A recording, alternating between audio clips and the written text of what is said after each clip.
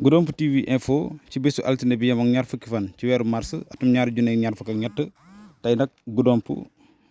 élèves yi nag dañoo génn bañ lànk ndaare ne duñu jàng lu ko waral mooy seen moromu élèves yi nga xam ne jàpp nañ leen ci manifestation yi nga xam ne ñoo romboon moo tax tey nag ñu génn taali ay pono daal di perturber li nga xamante ne nii moom moo di jàng bi foofu ca diwaanu Goudomp di wax ne nag fi mu toll nii ñoom amatuñu benn pexe bu dul daal di téye njàng mi rek boo waxtu wi nga xamante ne nii yi nga xam ne mooy nguur gi daal nañuy teggi seen loxo ci ñi nga xamante ne nii jàpp nañ leen tàkk ay élèves lañ ñi nekk ay enseignants te Bignona am benn gune gi nga xamante ne nii tey dóor nañ ko ab bal ci manifestation yi nga xam ne amoon na fa ci suba si looloo waral nag jamono yi ñuy wax ak yéen Bignona tàng na lool ndaxte diggante takk der ak askan wi ba léegi nii mënagut a sedd ñuy ñaan nag